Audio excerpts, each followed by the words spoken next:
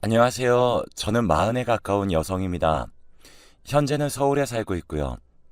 밖에 나가기가 무서워서 집안에만 있으면서 사연을 자주 듣고 있는데 사실 생각해보니 제 삶도 그리 평탄하지만은 않았더라고요. 그래서 제 사연도 한번 보내보려고 마음먹고 써봅니다. 저는 지방에서 태어났어요. 그렇다고 완전 시골은 아니고 지방 도시였죠. 제가 태어났을 때 우리 집은 꽤 화목하고 사이가 좋은 집이었어요. 제 밑으로 여동생도 태어났고 연년생인 저희 자매가 쭉 자라면서도 계속 화목했죠. 아빠는 당시 공장에서 일하셨는데 몸을 움직이는 일을 하셔서인지 체격이 무척 좋으셨어요. 건설 현장 쪽에서 일을 하셨다고 하더라고요. 엄마는 가정주부였는데 상당히 미인이었어요. 아빠와 나이 차이가 좀 나는 편이었는데 두 분 사이가 무척 좋아서 이웃집에서 부러워할 정도였죠. 아빠는 엄마한테 좀 무뚝뚝한 편이었지만 집에 들어올 때는 항상 뭔가 사들고 들어오시는 전형적인 한국 아버지였어요. 엄마와의 기념일을 놓치는 때도 많았지만 그래도 엄마가 몸이 아프면 약도 항상 사오시고 옆에 앉아 지켜주시고 그건 저희가 아플 때도 마찬가지였고요. 월급 받는 날에는 아빠 손에 항상 치킨이나 아이스크림이 들려 있었죠. 그래서 저희는 아빠가 좀 무뚝뚝하셔도 아빠가 들어오실 때마다 매달렸어요. 맛있는 걸 먹는 것도 좋았고 아빠가 그 큰 손으로 저희를 들어 올려서 안아주시는 것도 너무 좋았죠. 엄마는 그걸 뒤에서 흐뭇하게 보다가 따뜻하게 차려놓은 저녁 식겠다며 빨리 먹으라고 잔소리하곤 하셨고요. 아빠는 무뚝뚝했지만 다정한 사람이라 저나 동생이 나쁜 꿈을 꾸면 항상 엄마 아빠 방으로 가서 그 틈으로 파고들었어요. 그러면 아빠가 언제나 손을 내밀어서 저희를 끌어안고 토닥거리면서 자라고 해주셨죠. 지금도 그때 느껴지던 아빠 냄새가 기억나요. 남성용 스킨 냄새와 샴푸 비누 냄새가 조금씩 섞인 아빠 냄새. 체온이 높아서 항상 따뜻하고 넓었던 품 같은 거요. 제 어린 시절은 행복했어요. 그런데 그 행복은 제가 초등학교 6학년이 되었을 때 끝나버렸어요. 건설 현장에서 아빠가 사고로 돌아가셨거든요. 나 혼자 너희들을 데리고 어떻게 살라고. 네 아빠가 죽어버렸으니 나더러 어떡하라고. 엄마는 저희를 끌어안고 한참을 울었어요. 저는 초등학교 6학년, 동생은 초등학교 5학년인 연년생으로 어린 자매를 데리고 살 일이 너무너무 막막했을 거예요. 당시 엄마는 겨우 30 중반밖에 되지 않은 젊은 나이였으니까요. 아무런 일도 해보지 않은 채 가정주부로 30 중반이 되었는데 갑자기 세상에 아이들과 함께 내팽개쳐진 기분이 어떻겠어요. 저희는 영문도 모른 채로 울었어요. 어렸지만 아빠가 돌아가셔서 이제 다시는 보지 못한다는 걸 알 수 있는 나이였죠. 게다가 엄마가 저희를 끌어안고 우니까 어렸던 저희 역시 슬픔과 우울함에 젖어버리게 되었어요. 엄마는 아빠의 장례를 치르고 난 후 어떻게든 저희를 데리고 살아보려고 애쓰셨습니다. 나중에 알게 된 일이었지만 저희 친가도 외가도 다들 어려워서 우리를 도와줄 수 있는 사람들이 아무도 없었고 의지할 곳이 없었다고요. 이미 친할아버지, 친할머니 모두가 돌아가신 상황이었고 외가도 마찬가지였고요. 엄마는 저희를 데리고 먹고 살려고 여기저기 일자리를 알아보기 시작했어요. 하지만 가정주부로 30대 중반이 된 여성에게 대체 누가 일자리를 주겠어요? 그러다가 간신히 식당에 일자리를 구했고 엄마는 그거라도 감지덕지하며 나가서 일을 하기 시작하셨습니다. 저희는 그 시간 동안 집에서 우리끼리 밥을 해먹으면서 외로움을 견뎠어요. 아빠가 살아계시던 시절에는 엄마가 해주는 따뜻한 밥을 먹고 아빠가 들어오면 아빠 손에 매달려서 즐겁게 놀던 생활과는 천지 차이가 돼버린 거였죠. 그렇게 세월이 흘러 제가 중3, 동생이 중2가 되었어요. 그런데 어느 날부터 엄마가 들어오시는 시간에 조금씩 불규칙해지기 시작했죠. 여전히 그 식당에서 계속 일하고 계셨는데 어떤 날은 조금 밝은 얼굴로 화장도 하기 시작했고 누군가를 만나고 온다며 주말에 잠깐씩 나가기도 했어요. 그러던 어느 날이었어요. 엄마는 저희한테 만나게 해줄 사람이 있다면서 저희한테 아주 깨끗한 옷을 입혀주었어요. 중3, 중2였던 저희는 엄마가 오랜만에 뭔가 맛있는 걸 사줄 때마다 이렇게 옷을 입혀준다는 걸 알아서 기대에 가득 차 있었죠. 저희는 백화점 식당가로 나갔고 거기에는 어떤 아저씨가 기다리고 있었어요. 안녕, 너희가 미연 씨 딸들이구나. 아저씨는 빙긋 웃으면서 저희한테 인사했어요. 얘들아, 인사해. 엄마 친구분이야. 네, 안녕하세요, 아저씨. 안녕하세요.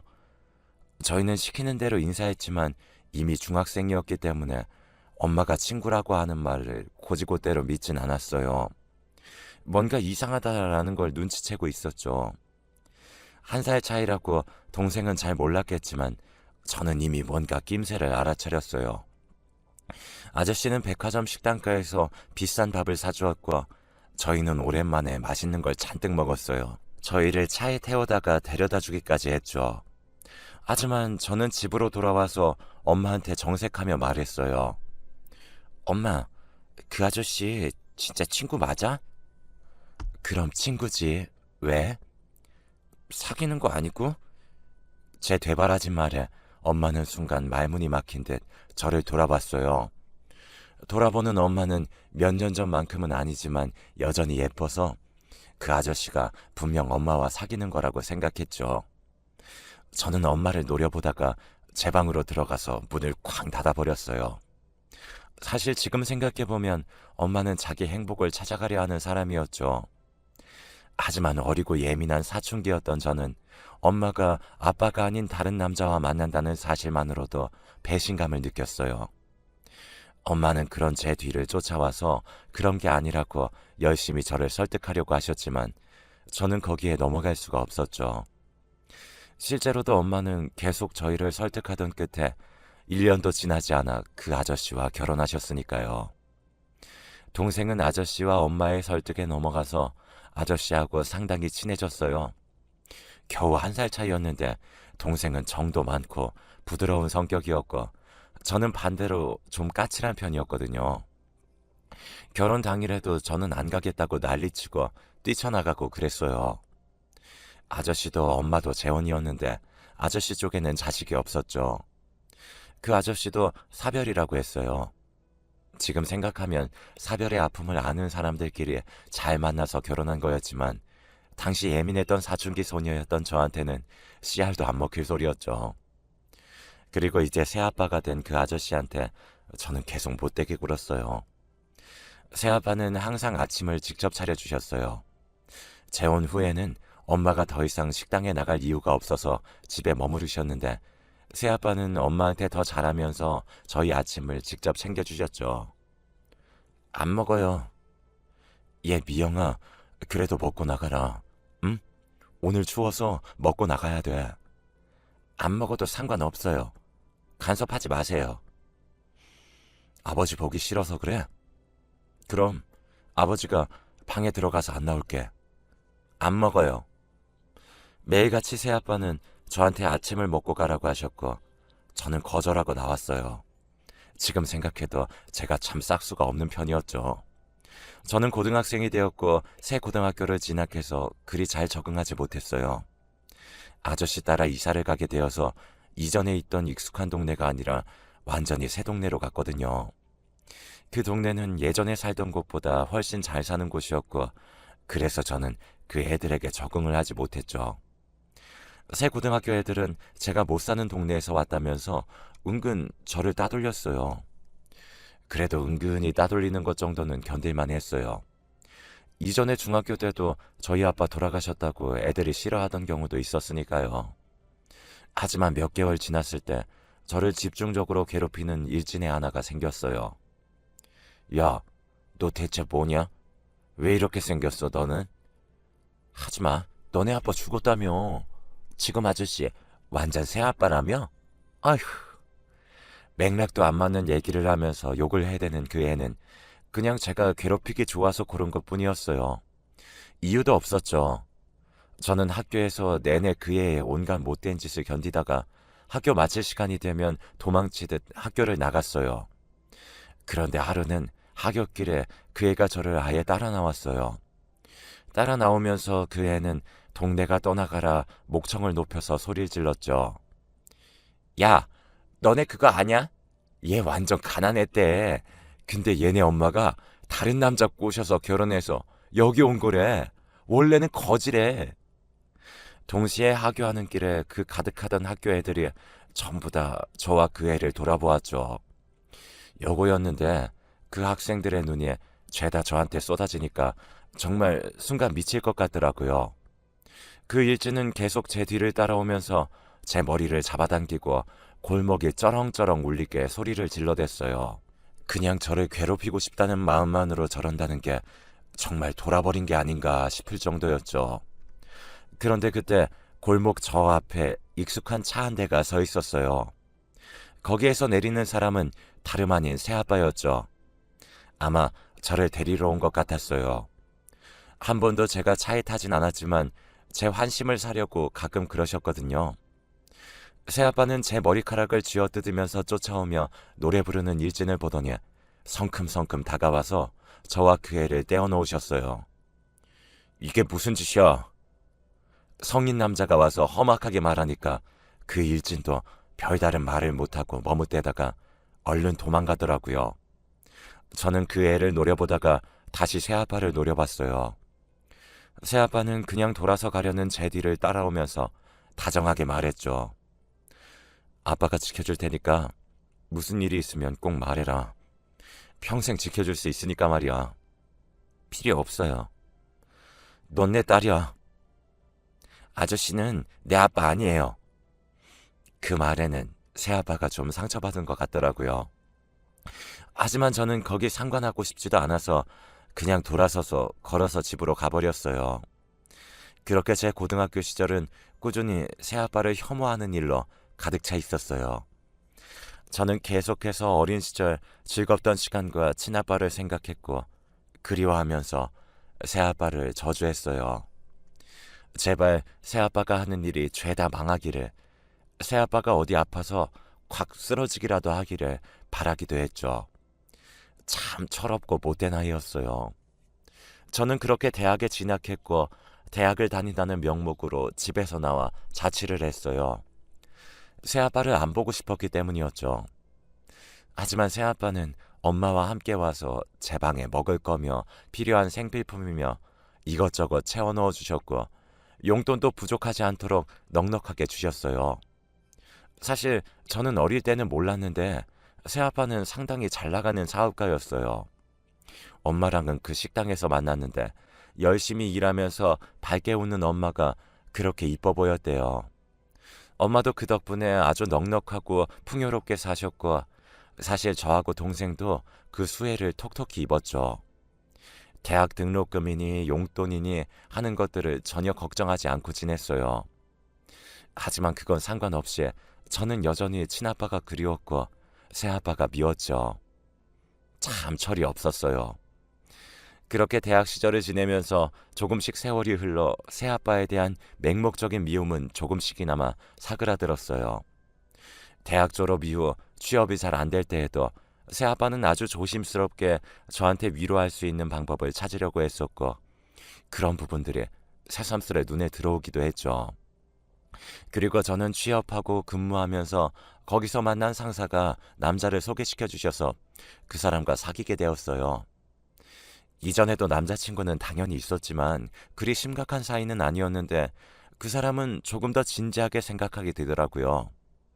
당시 저도 20대 중반이 넘어가고 있었고 남자친구도 20대 후반이라서 결혼할 때가 되어가고 있었거든요. 결국 저희는 결혼을 결정하고 각자의 집에 말씀을 드렸어요. 저녁 식탁에서 제가 그 말을 꺼내니까 엄마와 새아빠 모두 조용해지시더라고요. 세상에 결혼을 네가 벌써 그렇게 컸구나. 엄마가 먼저 눈물을 찍어내면서 그렇게 말씀하셨어요. 새아빠도 감개무량하신 듯 말을 잃고 있다가 고개를 끄덕이셨고요. 그 자그마한 아이가 커서 결혼이라니 정말 세월이 무섭구나. 아 정말이에요. 진짜 내 품에 안겨있던 꼬맹이가 결혼하더라도 넌 내 딸이란다. 절대로 그건 잊지 마라. 무슨 일이 있으면 아빠한테 와. 아빠가 평생 지켜주마. 새아빠가 웃으면서 말씀하셨어요. 저는 고개를 끄덕이긴 했지만 속으로는 그리 심각하게 생각하지 않았죠. 사실 새아빠가 저를 지켜줄 만한 일이 뭐가 그리 있겠어요. 제 마음속에서 진짜 아빠도 아니었고요. 그래서 서로 상견례하고 결혼도 진행했어요.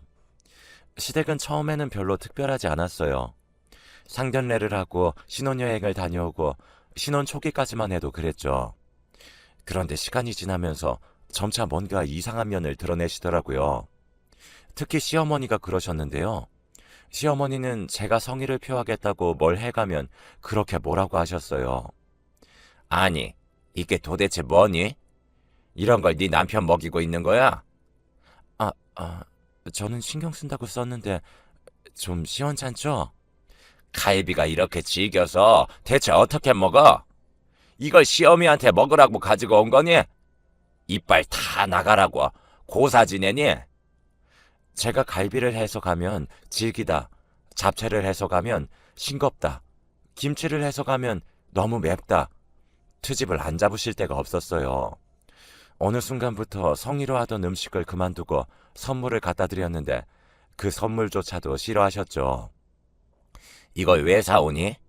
대체 명품을 왜 사? 네 남편이 버는 돈 아깝지도 않니 넌? 어머님, 저도 돈 벌어서 보너스 받아서 그걸로 사온 거예요. 헛소리 마라. 여자가 벌어봐야 얼마나 벌겠니? 네 남편 돈 허비하지 마라. 꼭 골라도 이렇게 이상한 걸 골라만 놓곤. 시어머니는 말끝마다 남편을 들먹였어요. 남편은 네 남매 중 막내로 위에 딸들을 여러 낳아놓고서 아들을 낳겠다고 막둥이로 낳은 것이 남편이었죠.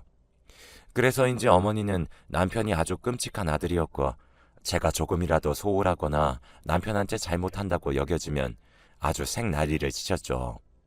저는 나름대로 남편한테 열심히 한다고 하는데 시어머니의 기준에 맞추기란 불가능한 일이었거든요. 시어머니는 남편한테 꼭 아침을 차려줄 것, 그것도 반찬 5가지 이상, 항상 새로운 국을 끓여서 차려줘야 한다고 강요하셨어요.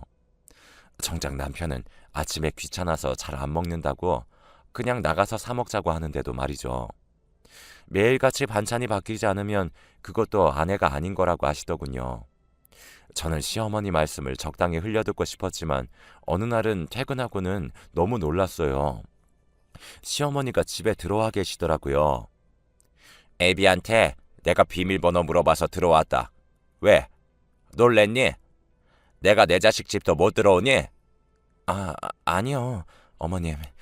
그게 아니라 너 내가 냉장고 열어보니까 엉망이더라. 유통기한 지난 우유는 왜 안 버리니? 그거요?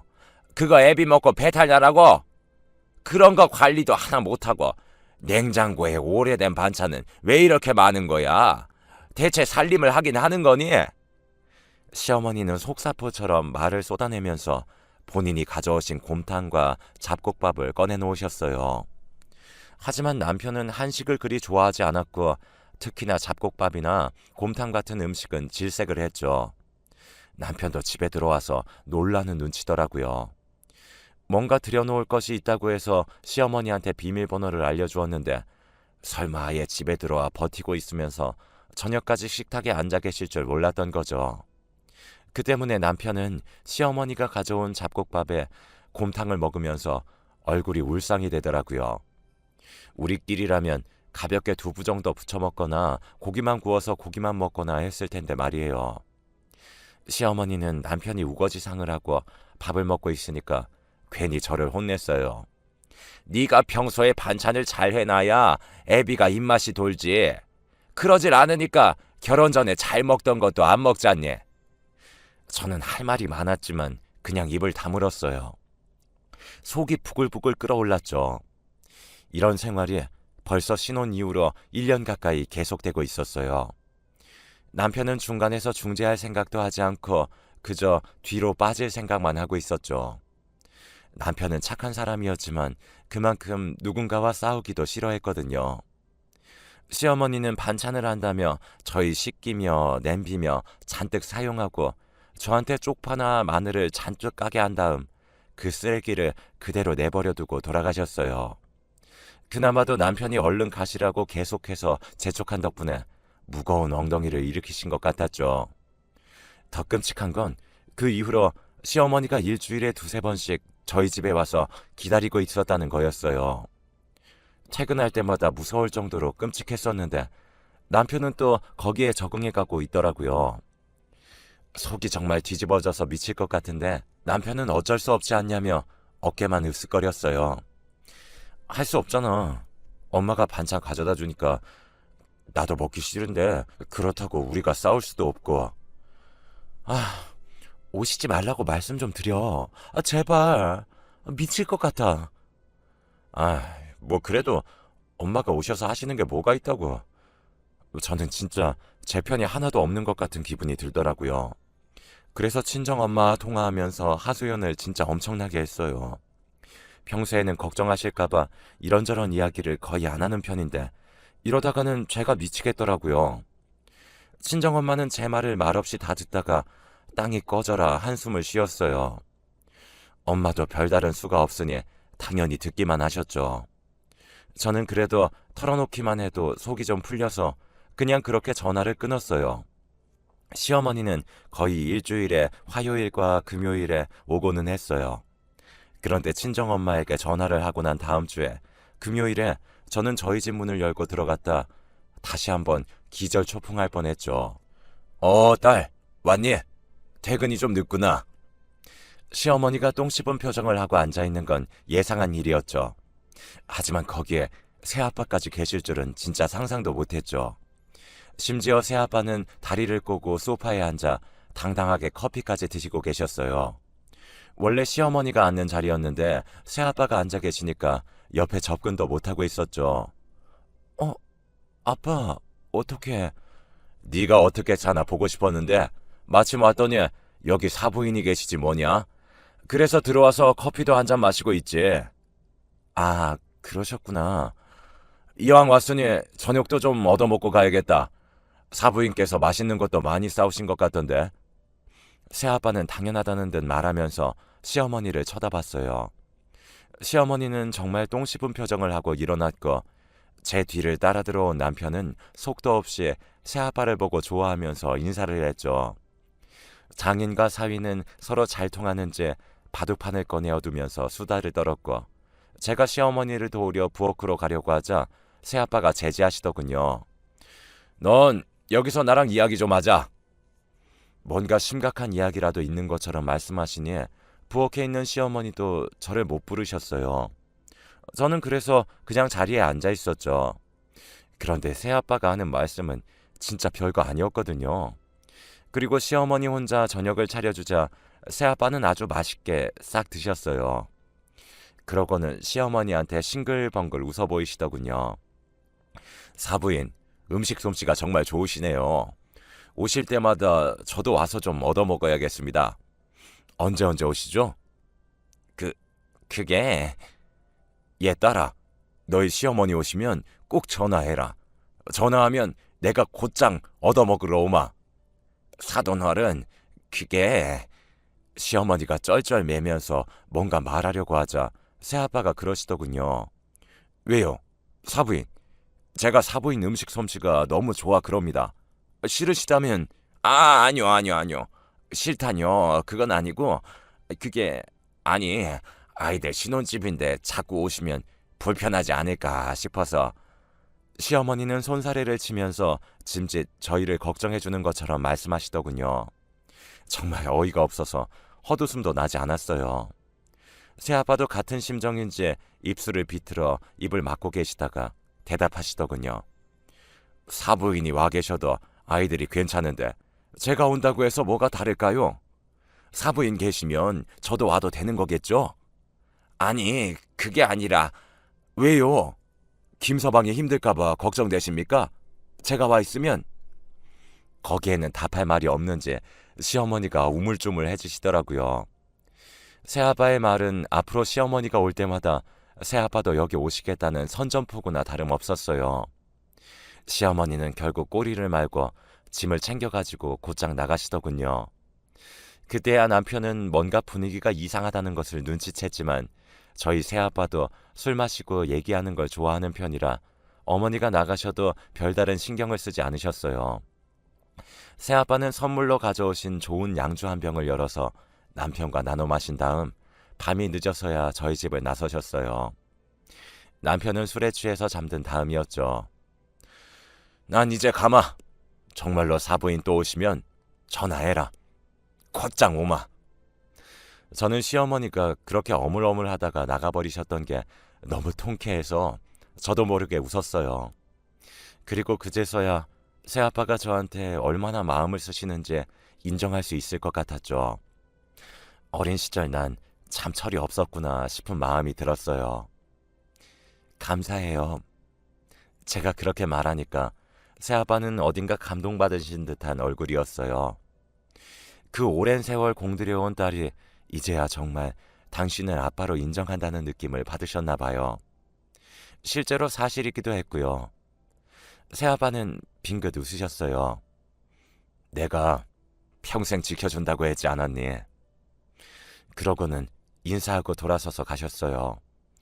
정말로 저를 평생 지켜주는 아빠의 모습이었어요. 저런 분이라면 우리 친아빠도 인정해주시고 기뻐하실 거라는 생각에 그제야 들더군요. 저는 뿌듯한 마음을 안고 집으로 다시 들어왔어요. 그날 이후 시어머니는 저희 새아빠가 견제하는 걸 알았는지 저한테 말도 행동도 조심하기 시작하셨어요. 사실 저희 아파트도 새아빠가 해주신 거였고 여러 가지로 저희 친정 쪽이 시댁보다 나았거든요. 그 일 이후에 그 사실이 새삼 다가오셨나 봐요. 당연히 저희는 살기가 편해져서 남편도 시어머니가 오지 않으니까 아주 살판이 났어요. 너무 철없고 맹해서 멋없긴 한데 저도 편해졌으니 뭐 된 거겠죠. 그럼 제 사연은 여기까지입니다. 즐겁게 들으셨으면